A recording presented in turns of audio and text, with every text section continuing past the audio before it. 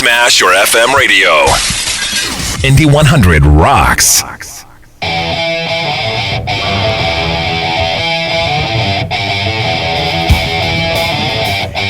Hey, what's up, everybody? It's Tyrone Tann here on StarRoastEntertainment.tv, now here on Indy100.com radio. I just want to say thank you to all the thousands and thousands of listeners and fans from around the world that have been tuning into my show. And thanks to you guys, we are now on 7 times a week. 5 days every week, 5 times during the week, morning at 10 a.m. Pacific Standard Time. Now, Monday through Friday, 10 a.m. Pacific Standard Time, as well as normal time slot at 8 p.m. Pacific Standard Time. And again, I thank you guys so much. Thank you so much for all your listenership and loyalty. It means a lot to me, and that's why we're on 7 times a week now. And again, so check us out here if you want. Also, do a tweet. Twitter me at Tyrone Tann. That's Tyrone Tann, Tyrone. TAN is a Nancy, N is a Nancy on Twitter, and hit me up a tweet. Let me know what you think. Also, if you want to email me any music requests and or questions, comments, and sometimes you like to read some Fanlanders off the air, just email me at TyroneTann@Indy100.com. And also, if you guys want to, we still have that contest going on, or if you want to help donate and possibly win that $150,000 1966 ERA Shelby Cobra car valued at. We're still in cahoots here with Hollywood stuntman Sammy Maloof and his charity organization Winning at the Race of Life. And again, part of your donation and all that kind of good stuff, you get part of a raffle and to win that valued over $150,000 1966 ERA Shelby Cobra car. Sweet car. I got to do a little promo with it, and we've been pumping that up for a while. But most of all, you helping part of that charity could help a good cause as well as possibly win. So go check out their site for all the rules, details, deadlines, and all kind of good stuff. Again, that's www.winashelbycobracar.com. And last but not least, before we bring on these guests coming in, great guests coming in, if you guys are into independent films and documentaries, these guys are great. But check out our main production website at www.starroastentertainment.tv if you want to check out a lot more celebrity interviews, web series, feature films, and all kind of good stuff. Check us out over there. Visit us. Go us on Facebook, Star Roast Entertainment. Like us. All that kind of good stuff. All the little social media stuff I do appreciate. And again, I thank you guys so much from the bottom of my heart. You guys mean a lot. I'm not just saying that. I say that every show because I do mean that. Again, www.starroastentertainment.tv. That's STAUROS Entertainment.tv. So I think we got all the plugs out of the way. And before we bring on these guests, we do our little movie review. My guest co-host is off for the day. So normally we talk about the kind of cool films out there, whether it's out there in the theater and or on Blu-ray DVD. And I got a privilege of being able to watch a movie last night. I went to the premiere, and I got to cover this thing. And actually a friend of mine, dear friend of mine, filmmaker, director, writer, Donald B. Welch's newest movie.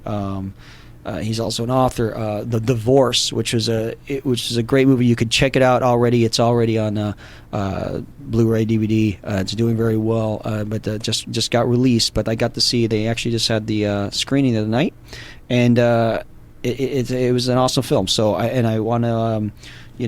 Plug it out there. Again, it's called The Divorce. Thanks to IMDb here. Here's a little synopsis. Successful TV anchor woman Yolanda Massey, played by Don Lewis, is celebrating her recent divorce by throwing herself a divorce party with her closest sorority girlfriends. Coming along for the ride is her hilarious, funny, no-nonsense BFF, Eva, Vanessa Bell Calloway, played by Vanessa Bell Calloway, her younger sister, Cece Angel Conwell, and her newfound friend, Victoria, played by a friend of mine, Tatiana Ali.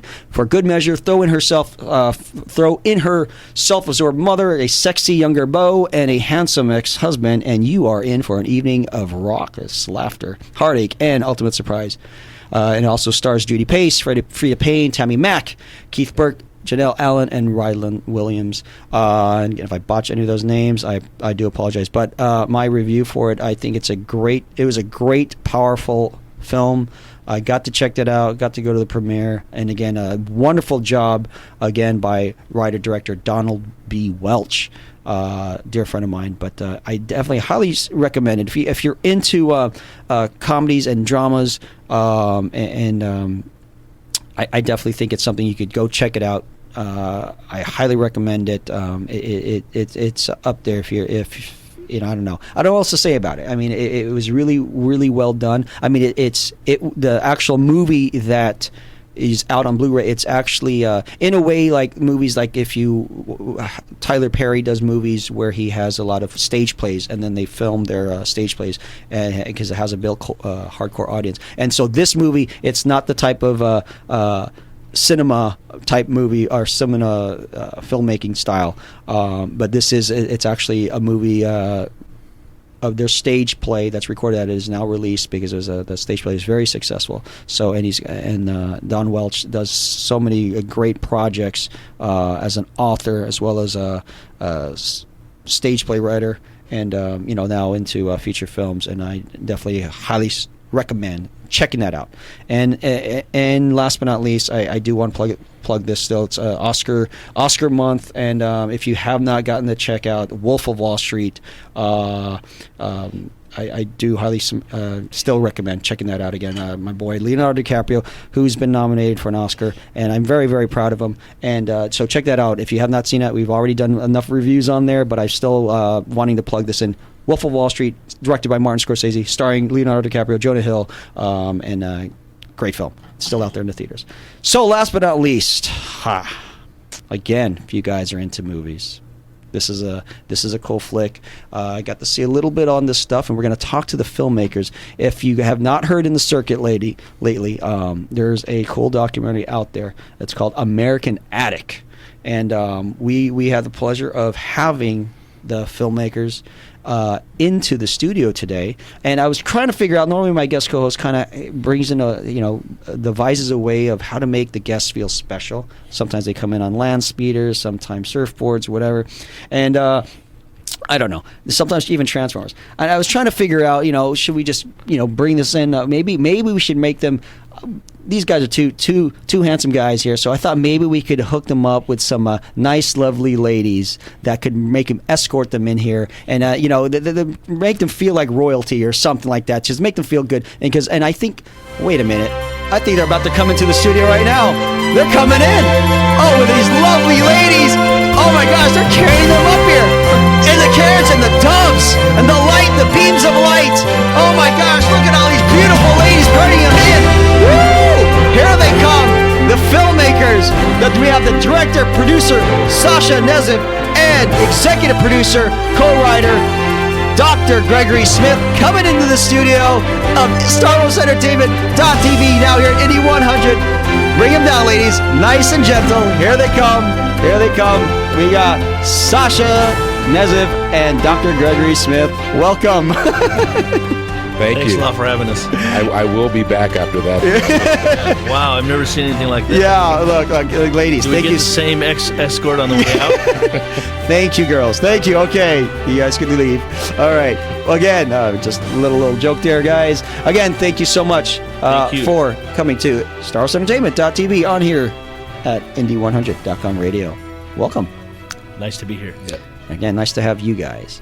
Oh, wow. So finally, we meet Sasha face to face. Finally, a couple reschedules, but we're in. Yeah. And Doctor, thank you. it's good to see you. Yeah, and I don't even have an appointment for a doctor's appointment. No charge today. But again, so we're here to pump up the movie that you guys got. Very, very powerful film that I'm hearing about, American Addict. Is that correct? And we want the audience to get to know you guys. We may become fans of you guys, follow you guys, and not only that, ultimately go check out the movie. And also, we're going to talk about, you also have a fundraiser going up for the part 2, because I think it's doing well enough so you can have the part 2. It's doing very well on Netflix. Awesome. So again, we got American Addict, which is a documentary feature film. Yes. And we have in the studio, we have the director and writer, one of the co-writers, Sasha Knezev. Correct. Is that correct? That's correct. And K is silent.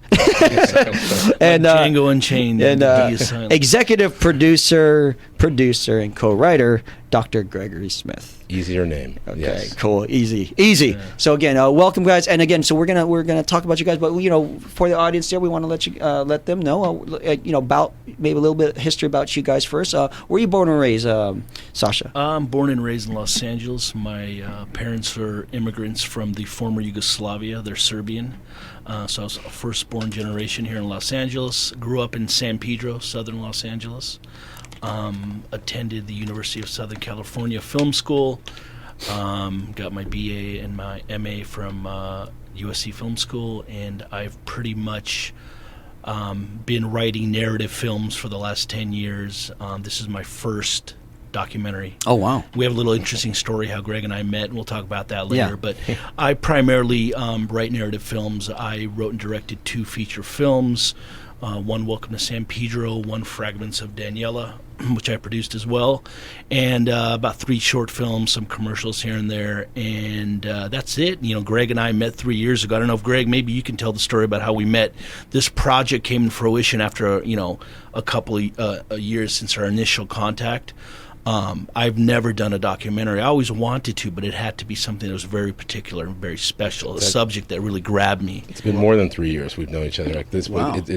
It seems like it's only been 3 years, but where were you born and raised? We'll get into I was born in Springfield, Ohio, but I grew up in Yellow Springs, Ohio. Tiny little town, like 3,000 or 4,000 people. It's actually Ohio? a village. Are you near Piqua? Actually, I do know where Piqua is. That's the only place I've been. Now, Not a lot of reason to go to Ohio. It's a great place to grow up. Yeah, it was actually a beautiful place. Yeah, great place to grow up. And then I went to Indiana University undergrad. I went to Washington University in St. Louis for a medical degree. I was in New York for residency. And a lot of times people are asking me, well, how did you get into the film business when you're like a doctor? But it's sort of not new for me. I was sort of doing these things parallel for many years, back to when I was doing a lot of modeling in college and medical school. Actually used the money to help put myself through that. Wow. I did some commercials, and I took acting lessons, I took voice lessons, but obviously my main thing was being a doctor. So I always had the dream to do films. Yeah. Okay. So it's interesting. I was writing this book called American Addict, and I met Sasha at a little party. And we were talking, drinking, and then he started telling me, you should make a film about this. And I started laughing, thinking, well, we've both been drinking. So obviously he's joking. And then we talked about it, and about 6-9 months went by, nothing happened. I ran to him again. He said, you know what, you should make a movie about this. And that's how it started. Wow. So we really collaborated well. We have I say he's my brother from a very different mother. But we really collaborate well, and I think that we wanted to do a film that was a documentary but looked more like a narrative. We didn't want to do some talking head, dry documentary. So original music, that it was just bumping and people or moving around. It's more active. It's not something people get bored with. But at the same time, tell a very, very powerful message. Awesome. Well, what we're going to do is we want to get, the depth story of you guys, who we have the audience get to understand maybe what drove you guys to making this film. So you're born and raised in Los Angeles, Sasha. Right. Did you know growing up that you wanted to become a filmmaker? Absolutely. I always was a writer and love film, have a keen sense of cinema, particularly American cinema history, and I'm pretty much a cinephile. I could talk to you about film all day long. Also foreign films as well. Mm-hmm. I'm big on Eastern European films. I wrote a book on Eastern European cinema and media representation, something I wrote about 3 years ago or whatnot. But I really am a cinephile. I love film, and I could talk all day. I love film trivia, quiz, all that stuff. And I knew, I grew up in San Pedro, which is sort of a blue-collar town. My parents were immigrants. They had the thick accents going to school. And I wanted to go to a great film school. So SC was obviously a big film school. And I was thinking, okay, I'm going to go with the big boys here, putting myself through school, not, the other way around. And I went in there, to network, to meet people. I always knew I was an artist. I'm very creative, and I've always shot, and I come from somewhat of a theatrical background as well. I did some theater in junior college, but I was always a writer and very expressive. Correct.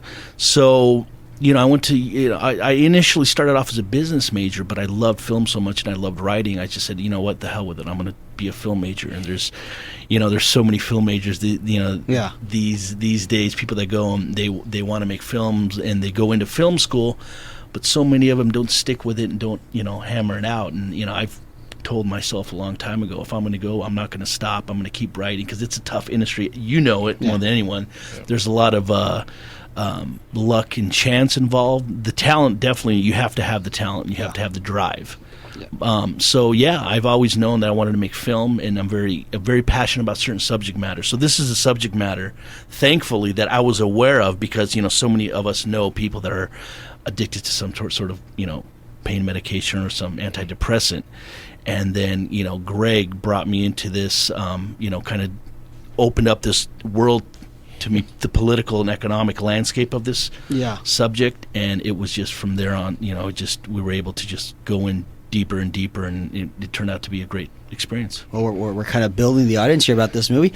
And what we're going to do, we're going to keep doing that. Really quickly, to parlay to Dr. Gregory Smith, executive producer, writer. Did you know growing up as well, if not wanting to be a filmmaker, wanting to be a doctor? Well, I was a tennis player, believe it or not. Everyone thinks I played basketball, but I was a ranked tennis player, and I actually wanted to be a pro tennis player or doctor when I was about 15 or 16. But at the same time, I in high school and all that was into the acting and the film and the drama and all that. So once, tennis is a sport for the very young. So once you hit about 22, 23, if you're not pro, I really went the medical route, but I never really lost track of the dream. I wrote a lot, similar to with Sasha. Sasha obviously went to film school and I did not. But I actually wrote a couple screenplays when I was in college and in medical school. Obviously they have never been done, but they're still in my computer. So it was always there, and it's funny, when I met Sasha, I thought, I was starting to think it's never going to happen. I mean, like, how many years are going to go by? And then it just sort of really opened up things for me since I've met him. Real quick, I just want to say, Greg is a doctor, but when I met him, I talked about what a big fan I am of cinema. But he's got he knows film very well. So I'm sitting there the first time, like, all right, this guy's a doctor, right? Before we forget, what doctor, what kind of, what the field are you? Chronic pain and addiction. Okay, cool. Yeah. So we could check that up. Like, when I get chronic, no, it's like Greg was saying, him and I are like brothers now. But when I first, initially met him, I was like, oh, he wants to do a film on pain medication. I didn't know the route. I didn't know him. We had a couple meetings, and we started talking about film, which is great because I like to draw parallels to films and stylistic devices and certain tropes and what we want to do visually and stuff. Correct. And Greg, whatever film I would speak of, Greg had a thorough understanding what I was talking about hybridizing certain genres. So that was fantastic. So I was like, all right, I know I'm going to work with this guy because the first thing I envisioned, I gave him my DVD of one of my films, Fragments of Daniela, to check out, which is really what's that called? Fragments of Daniela. Fragments of Daniela. Yeah, it's an avant-garde kind of film about human trafficking, but it's very visual and stylized. And I'm like, all right, well, I'm going to let him check it out and see what he thinks. And at first I had this idea, like, I don't know what type of documentary does he make, and I don't want to make a documentary where there's some voiceover and someone giving these, cheesy visuals and whatnot. In today's world. Yeah, exactly. Exactly. So that was far from the case. And I told him, I said, look, the one thing I asked, let's make it cinematic. Well, let's make it a documentary, but it's got to be cinematic. Informative. And we both agreed, no voiceover, because I don't like voice personally. Mm-hmm. And let's use some devices. I'm going to use an editor who's never edited a documentary. He's strictly a filmic editor. Yeah. He's done narrative films, but that's going to be a device because we want to use him to have this be his first documentary, so we could bring that film, that element of narrative to the cinematic experience of structuring the film. So just going back to what Greg was saying, that worked out very well because I'm thinking this guy's a doctor. We all have this perception of doctors. I'm thinking this guy's going to start testing me out right now and checking my heart rate or whatnot. But so Greg definitely is very keen on film and cinema. So it turned out to be a perfect combination. Really quick. Maybe we get this really quick before we go to commercial. Who you because you guys are both these have these cinema files in your memory. Who are your inspirations as a filmmaker? Well, Spike Lee, I think, was very good. I was really inspired by Do the Right Thing, the way the thing Okay. was shot. But he's and Spielberg, obviously. And yourself, Sasha, who are you? I would, probably Martin. It's funny you're talking about Scorsese. Wolf of Wall Street, and I'm a huge Martin Scorsese fan. Yeah. Oh, I would say in terms of the states in the U.S., it would be Martin Scorsese and early Coppola, because I love early Coppola. Well, I mean, not Yeah. to say anything about Yeah. his newer stuff, but I really love The Conversation, Correct. Godfather 1 and 2. I mean, brilliant masterpieces. Apocalypse Now. I mean, most people Yeah. are lucky to make one masterpiece. Yeah. In my estimation, he's made 3. Yeah. Godfather 1 and 2, which could be an extension of one film, but Apocalypse Now as well. Scorsese, I really enjoyed The Wolf of Wall Street. It was Yeah. great, and I agree that your friend Leo did a great job. Oh, no. Amazing. It was interesting. Yeah, because Scorsese is. It's funny because we got a lot of filmmakers on here, and it's funny on who they always mention as an inspiration, and Scorsese's name always comes up. I do have one guy I can't forget, because I really, like to, he's a huge influence on me. He's a Serbian filmmaker named Emir Kusturica, and he's won 2 Palme d'Or Cannes awards for Best Director. It's only been done by, I think, 5 directors.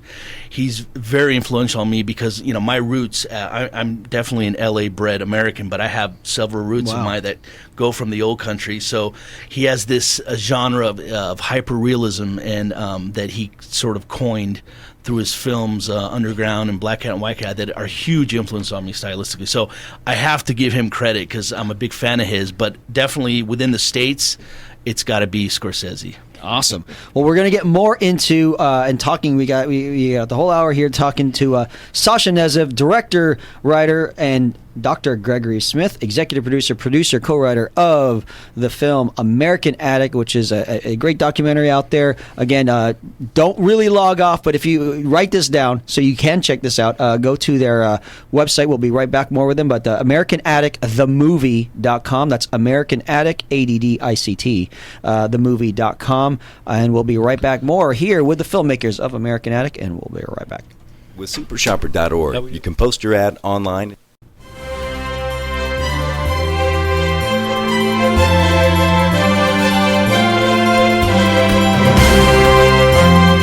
Welcome back. It's Tyrone Tann here on StarRoastEntertainment.tv, now here on Indie100.com radio. Again, hit me up a tweet over at Tyrone Tann on Twitter. That's at Tyrone Tann, TYRONETAN as in Nancy, N as in Nancy. And also, if you have any music requests, enter questions, comments, all that kind of good stuff, email me at TyroneTan at Indie100.com. That's TyroneTan at Indie100.com. And also hit us up on our Facebook page, Star Roast Entertainment on Facebook. And also our main website at www.starroastentertainment.tv. That's www.starroastentertainment.tv for a lot more celebrity interviews, web series, feature films, all that kind of good stuff. Check us out over there. And again, without further ado, we are back here with the filmmakers, director, writer, Sasha Knezev, and executive producer, co-writer, Dr. Gregory Smith, the filmmakers of the documentary film American Addict. Welcome back.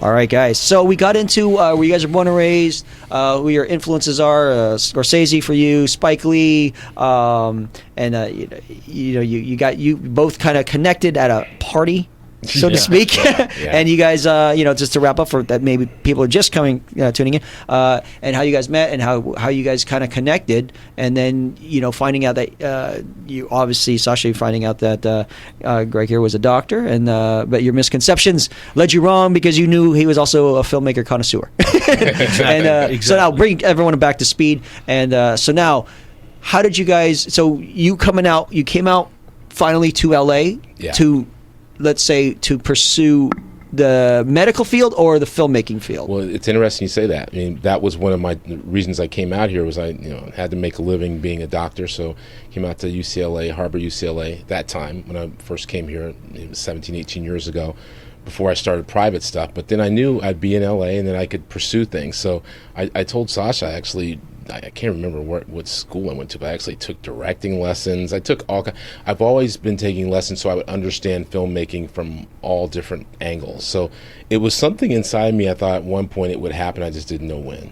Gotcha. And now, Sasha, so when you guys connected, was it because of the movie America, like the concept of American Addict, or was it just the just the background that you guys both like film, and how did the whole? Well, we met, and then we started talking about the film, and then I saw him again. I gave him my film, I don't know, some time ago to watch my DVD, and he calls me and says, "Let's have a meeting.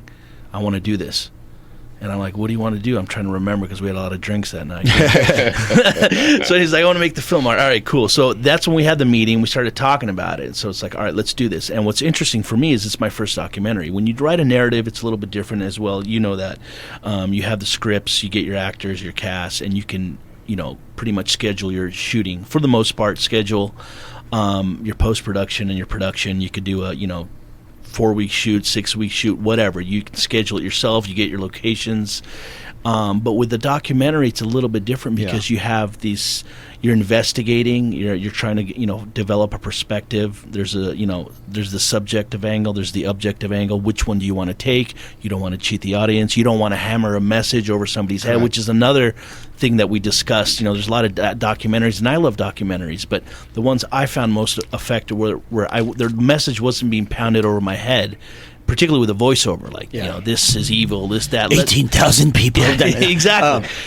So okay, well, how are we going to do this? I mean, okay, we have the subject matter. It's a prescription pill epidemic in America. People are dying, and it's 5 times. Go ahead, Greg. That was the point, though. The point is that personally for me, I just got sick of seeing people dying, not just patients, but friends, family. I'm like, no one's paying attention to this, and most of the people that are talking about it are writing medical books and literature, and most people don't have the attention span to look at that. So I wanted to say, how can we communicate this in a way that's going to get people's attention? Films get people's attention, especially good films. And so that was the thing I told Sasha. Look, we don't want this to look like the normal documentary. We get the message, we put the information out there, and let the audience draw the obvious conclusions. We don't hammer them with the information, and that's what we did. Because overall, okay, the documentary is about people being addicted to not drugs, so to speak, not like as a here's how the film starts. The film says it starts off saying we're 5% of the world's population, but we consume 80% of the world's prescription hydrocodone, which is Vicodin, Norco, 50% of all medications, prescription medications in general. So when you look at that, you have to wonder, is this on purpose, or is this just a coincidence? And it's not a coincidence. It is on purpose. So that was the premise of the film. And of course, we start off with a montage of all the different celebrities that have died, and it's been very, very sad. But this is how the film starts, and we sort of explain it based on the relationship between the FDA, the big pharmaceutical companies, the media, the doctors. How does this all happen? And that's really the premise of the film. Awesome. Now, so Sasha, as a filmmaker, right. You said you were your background has been more narrative. What was so intriguing for you when you heard about this and what he had written that says, like, is it something that hit home, or is it something that you just were, because something had to be, because, some topics could, I'll read scripts all the time, or someone will say something, and what was it about this particular topic for you personally that made you say, you know what, I'm willing to invest my time and energy into making a documentary, even though it's not a narrative, but I'm going to give it a shot? Well, the political angle, definitely, because I started investigating. Greg, gave me his facts, so I started investigating more and more and more, and really saw how deep the rabbit hole went, so to speak. And then I was looking at the number of victims of these people that were dying and addicted, and this really went to the top of the pyramid, so to speak, to the executive level of our branch of our government. Wow. Now, that's to say, I'm very much against, let's say, marijuana being illegal or whatnot. I'm not. I used to smoke marijuana, whatever. But I mean, the drug laws in this. we'll not get into that. That's another show. Yeah, the drug laws in this country are so rigid and strict. And you start looking at the amount of money that these pharmaceutical companies are making, and that they're in essence, almost like legal drug dealers, and they're immune from any persecution, and they get direct-to-consumer advertising. I mean, it's the equivalent of a dope dealer being able to, put up an infomercial or 30-second ad on, primetime TV. So looking at that, and how are these people? You look at the victims of this, and it's. I started realizing, it's not their fault. And I met Greg's patients, and he was talking to me about it. And I started really digging and with Greg, and Greg had a lot of information, and then I started digging some information and said, did you know about this? You know about that? And it just got more and more. Almost conspiracy. Yeah, it got to the level of conspiracy. Wow. Which we did not want to. Yeah. We wanted to tread the line. Could easily go over that line. There's so much that we left out of the film that is mind-boggling, literally. So, but it's like almost anything else, there's ties in the government.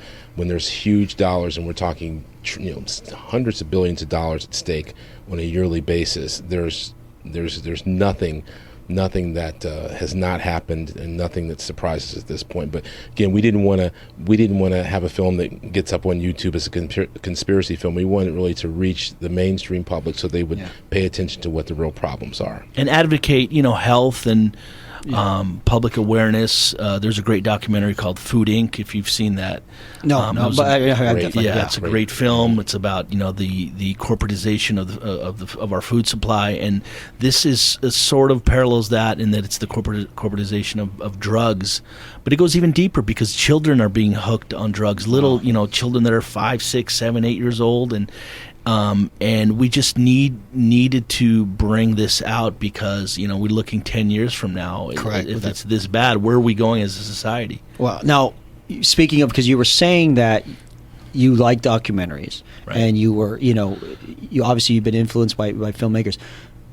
For audiences out there that maybe aren't into documentaries, or maybe they are, what are the documentaries that you've liked that you said, okay, I want to make it similar to this? Or maybe Food not Inc. like that. What is Food Inc? Yeah, Food Inc? I think the pitch was Food Inc. meets something. I don't know what it was at the time. Supersize Me.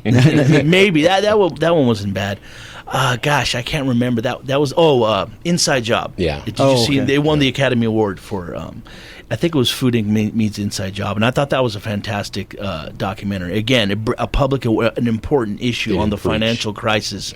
Millions of Americans losing their homes, and it wasn't their fault. This was a inherently corrupt system that they were unwillingly part of. And digging deep into that film, it really exposed how the influence of these financial institutions on universities, the executive level, the lobbyists and whatnot. And I think our film is very similar in the sense that we expose how culpable the universities are from a medical standpoint. I mean, Greg went to medical school, obviously, and I don't know if it's changed, if it was like that when he was in it. But now, if you're not a strong advocate for these pharmaceutical companies, you're pretty much you're not going to get ahead. So we looked into that, and the Ivy League schools and whatnot. And Greg can maybe. Well, the pharmaceuticals have a lot of money into the medical schools or residency programs, and they provide a lot of the funding for education. So they're going to have their slant, their agenda is going to be learned because they're the ones that are providing a lot of the money. But as in Food Inc., we really wanted to just show what the facts are and then let people make their own logical decision, and not to say, look how bad the pharmaceutical companies are, look how bad these people are. Because it's not about, I've said many times, there's good people that work in the pharmaceutical companies, there's good people that work for the FDA, there's good people that work at Monsanto, who people say is the evil empire. It's usually a small amount of people at the top of these large corporations that have often a sinister agenda, or an agenda that is totally financially based, and then the people suffer as a result of it. So you're not really have not gotten to check out the film yet, but you're not saying you're against prescription drugs. It's about how people are, because obviously being a doctor, you have to prescribe. I prescribe drugs daily, but it's it's this simple. It is that drugs have become the answer to a problem instead of a temporary solution as you find the root cause of a problem. So if a person is having a problem sleeping, they get a sleeping pill, and then a year from now they're still taking a sleeping pill, and then 10 years from now they're still sleeping, instead of finding out why can't you sleep in the first place. And it's great for business. Sick people are great for business. Yeah. Well, we're going to get back more into, again, check out, again, it's on Netflix, iTunes, Amazon.com. We're going to be coming back more to talk a little bit more in depth with, again, filmmakers Sasha Knezev and Dr. Gregory Smith of the film American Addict. And if you want to check out their main website, which you get a link to all that kind of good stuff, again, it's on Netflix if you haven't gotten to see it. It's American Addict. themovie.com. That's AMERICAN ADDICT, themovie.com. Check it out. We'll be right back here. We're going to be coming back. We're going to be playing, we'll go with The Big Bang by Addict. We'll be right back. All right, that was The Big Bang by Addict. Again, if you want any other music requests, question, comments, again, email me at tyronetan@indie100.com. Again, check us out also on Facebook at Star Wars Entertainment. And we are back here with the filmmakers of the documentary feature film American Addict. Again, check it out at AmericanAddictTheMovie.com. You can check it out on Netflix, iTunes, and as well as Amazon.com. And we're going to get into, you guys are going to be making part 2, but we'll talk about that. So we left off, and we're talking about you were mentioning kind of off the air something about the FDA. The FDA. Well, it's before I forget, yeah. really quick, because I wanted to lead up to that. When starting into this project, how long from the starting point did it take to, and then we'll get into that after you don't forget about that, but how long from the starting point of you guys, okay, we're going to make this film, because you're talking about the research, you were talking about all this stuff, and I'm always curious, I had just done a documentary myself, and different, and I was curious on how long the process for someone like yourself on this kind of subject matter before you actually, from research to going, okay, we're going to start filming, because to the premiere. Yeah, I would say so. You'd say, how long did that process whole take? What do you say, Greg? 2 years? 2.5 years. Two and a half years.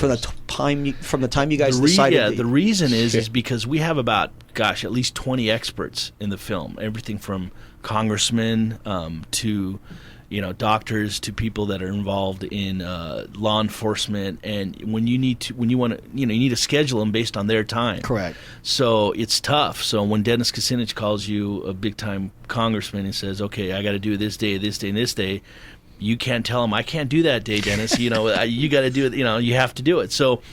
And the different states. And the different states, yeah. 8 or 9 different states to film this. Yeah, maybe. Oh, yeah. wow. Yeah. So you guys had to travel. So did you guys set, for a lot of independent, we have a lot of filmmakers and independent filmmakers out there that you might inspire.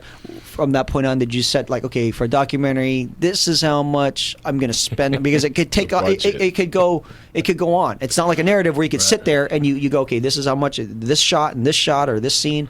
For a documentary, you may have to travel. You may have to do this. Right. So was there something for those out there that maybe need to prepare that made you go, okay, well, this is what we don't want to spend over, or this is what we do, and how did you guys prepare for that? Well, since Greg was paying for it, I'm sure that, there was a lot, but he knows. Costs more. Yeah, it always costs more. about, I would say, you come up with a budget, and then I would add at least 50% more to make sure there's a lot of unexpected things. Right.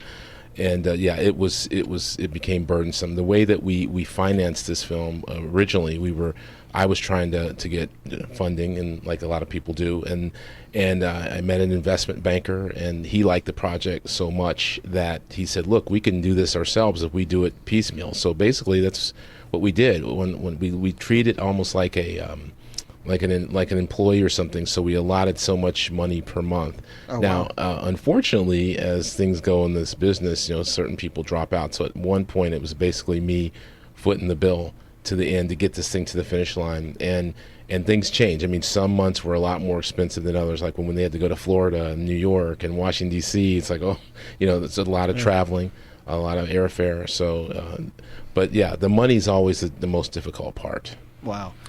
And I wore a lot of hats myself too. And when I showed, coming from an independent film background, I showed Greg the films I made, the budgets, and I've get several locations where I don't pay things, and I do what I have to do. So I think that we had a very good budget for the film, but I think it would have. The average filmmaker, I like to say, it would have cost at least double. Yeah.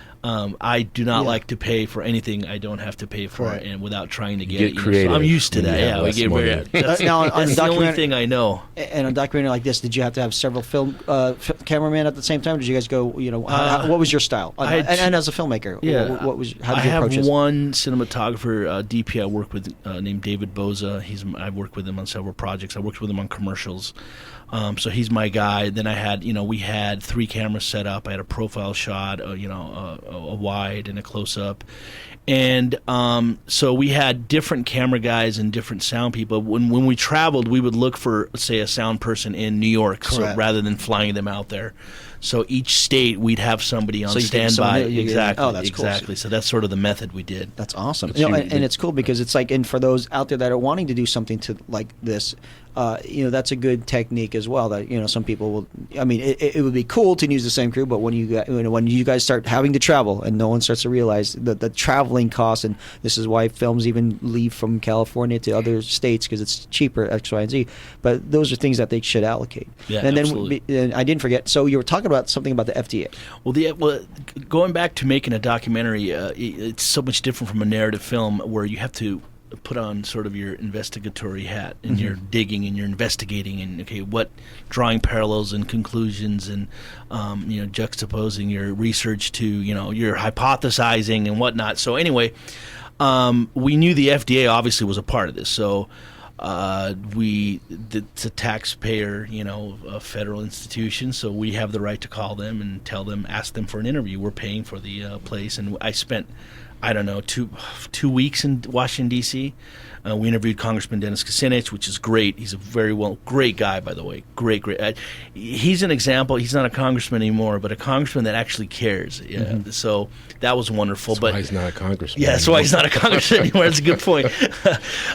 But so we went to the FDA, and I made a call. They have their sort of PR people to call in, and I called in. I told them we're filmmakers. We're out of Los Angeles. We're making a film about prescription pills. They didn't know the extent of it. They asked some questions, and we told them a little bit. And we asked if we could interview somebody from there, and they said, sure, we can set you up with either this doctor or that doctor or this doctor. And I said, it doesn't matter. Just, we're in Washington, D.C. for this 4 or 5 days. Just give us any doctor. All we need is about 20 minutes or so, and we just like to ask some questions about some of the the policies, the process of getting a drug to the market and whatnot. So she scheduled us, and we had the entire crew there, ready to go. The day before the interview, she calls and says, oh, well, the doctor can't make it. He has a meeting. The UN called, and he has to go address the UN. And we're in, like, I don't know, we were in our hotel room. So he can't do it, but he could do it on – I have another doctor that could do it, on this day, which is like 3 days later. Ugh. And I'm like, okay, that's fine. Well, let's do that. But that means what? More time, more money, more, more you're staying money. there more. And so we're like, okay, well, we just thought that was just happenstance, and we'll just interview this other doctor. So then that day approaches, and then we get another call from the same lady from the FDA. Oh, this doctor cannot be there. He's got some meeting with the World Health Organization. I don't know what she was saying. We could do this day. And then it was the third time, and literally 3 times they canceled. At that point, it was kind of like, okay, well, we get the point here. But she did say, we'll allow you to film, though we couldn't help you, we'll allow you to film inside the FDA. So we went in with the crew and we just filmed the heck out of it. So what is in there that people it looked like the Death Star. I mean, it was huge.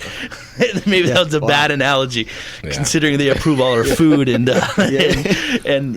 our drugs. But I mean, it is a massive facility. Do you remember the amount of employees? I think 20,000 or something. 20,000 employees. Where is this at? It's in Washington, D.C. Well, this is Washington, D.C. in general. It's like the land of the Romans up there. They are so well funded while everyone else is sort of struggling. But the FDA did not want to answer one question, and that question is that why is it that the pharmaceutical companies are paying anywhere up to several $100,000 to up to $1 million per application for a drug, when that's the very agency that's supposed to oversee that drug being put on the market? They don't want to answer that question because it's a ludicrous relationship.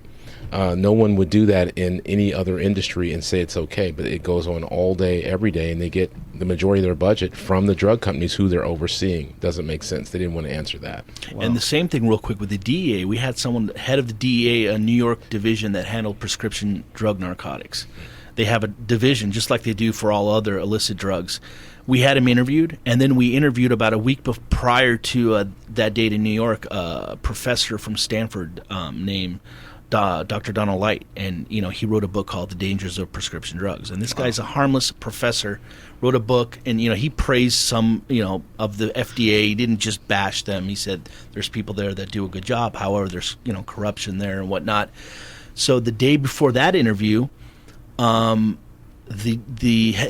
DEA calls us and says, we're going to cancel. Why are you going to cancel it?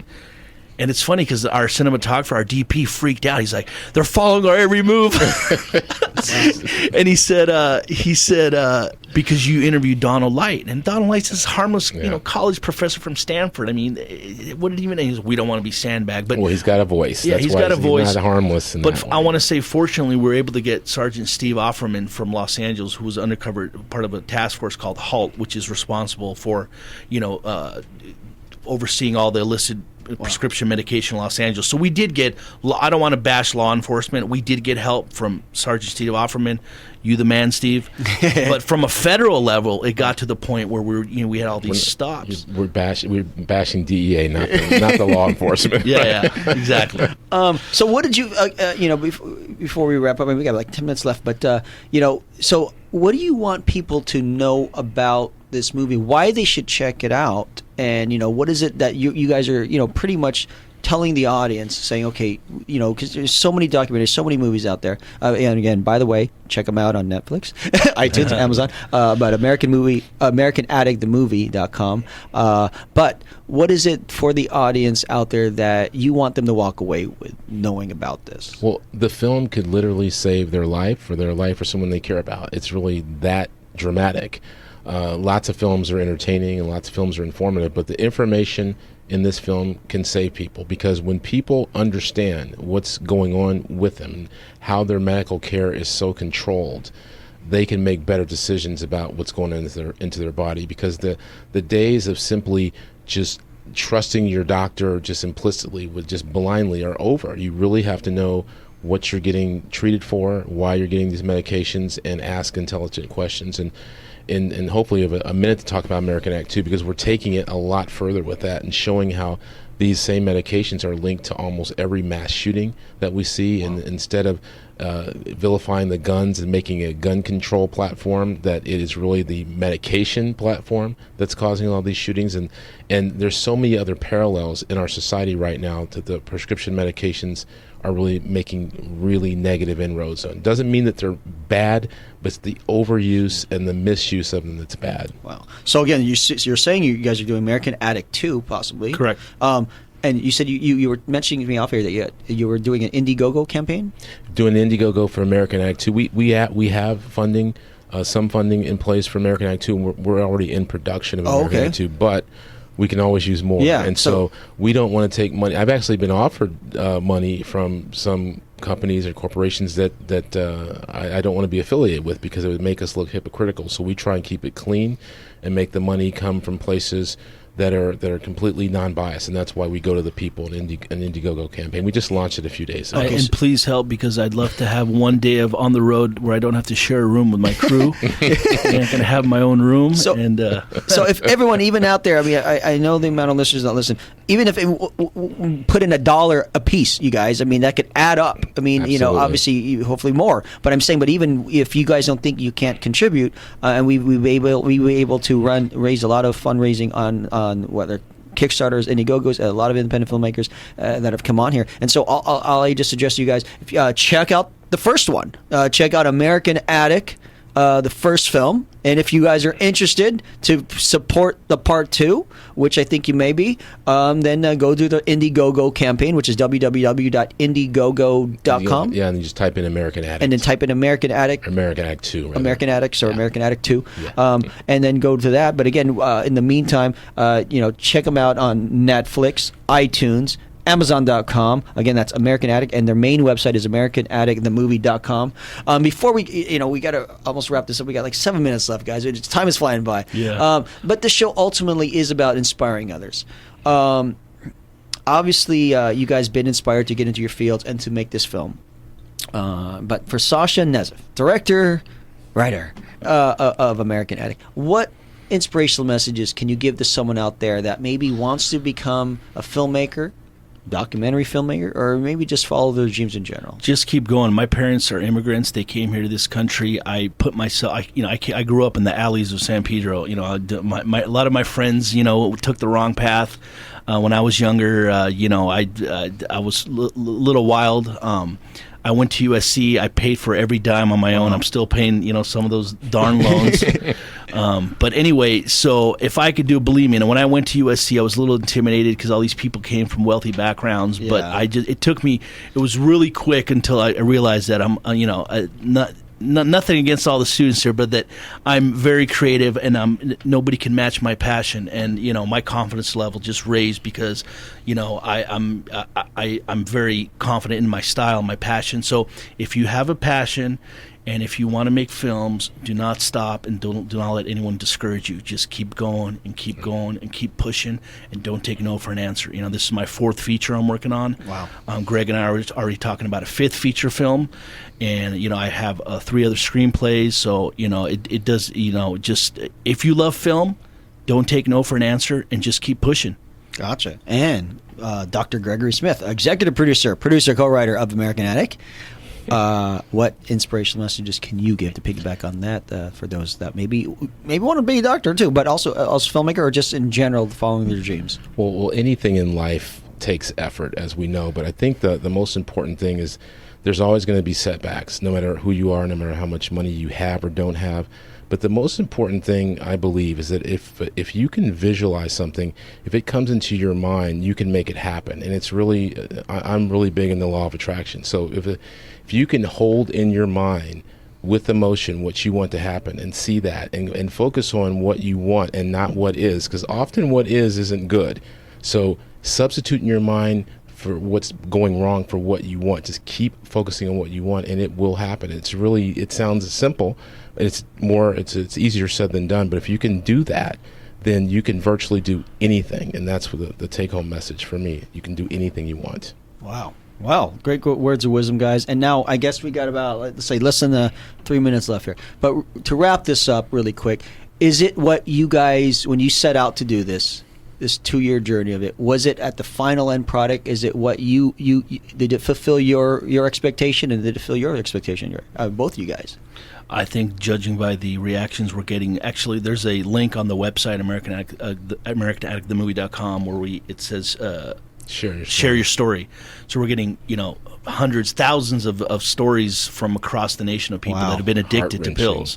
Heart-wrenching. So when you read those, and when they're telling you that this film is so important to them, and they're calling their family members over to watch it, and they're watching multiple times, we want to help you, we need to start a cause and movement. That's very incredibly fulfilling. Yeah. As a film itself, I'm very satisfied.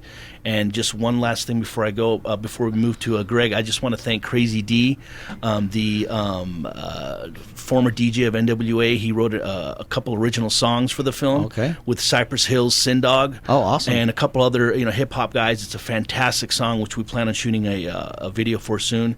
But I want to thank them because we added some really good music. We didn't want it just to be a dull, documentary. It's entertaining, and we did that. So I just want to say that. So. Oh, no problem. And that's is it? As a executive producer too, was it all what you expected? Well, the night we had the premiere, it was very emotional for me. I had a lot of family members there, and it was a warm premiere. A lot of people we knew, but really, and so I had a lot of good things that night. But really, the last 3 or 4 months since it's been, the last 2 or 3 months since it's been released, and since I've done a lot of media, the outpouring of emails and Twitter notifications and Facebook notifications has just made it all worth it for me. Very, very, very much worth it. Wow, that's awesome. So again, any quick shout-outs really quick? We got about a minute, 30 seconds. Yeah? Great. You already did. I think I did it, yeah. I just want to say that for all the people that support us, because there's a lot of people that don't have a lot of money and has only given us their help in other ways. And I just want to thank all those people, and that we really care. And I think that part of the things that we're going to focus on in American Act 2 are more solutions, because we've identified the problems, and everyone every day on the news identifies the problems. We need solutions so that we can really make wide sweeping changes in this country. I want to thank you, Tyrone, because you're a cool guy, and we've I think for 2-3 weeks tried to schedule this. Well, we'll get a shout out to Jeff Helton. Jeff Helton. Absolutely. Jeff Helton. My buddy, and Jeff and I have collaborated on at least a couple scripts, and Jeff introduced me to you, and so thanks, Jeff. Cool. And so I think that's about it. Greg. Well, cool, guys. I thank you guys so much. Thank you. It was an honor meeting you guys. And again, check them out. AmericanAddictTheMovie.com. That's AmericanAddictTheMovie.com. You could check them out. Help support. Go to Indiegogo. They're trying to do, if you want to be part of the part 2. And also check them out. Netflix, iTunes, Amazon.com.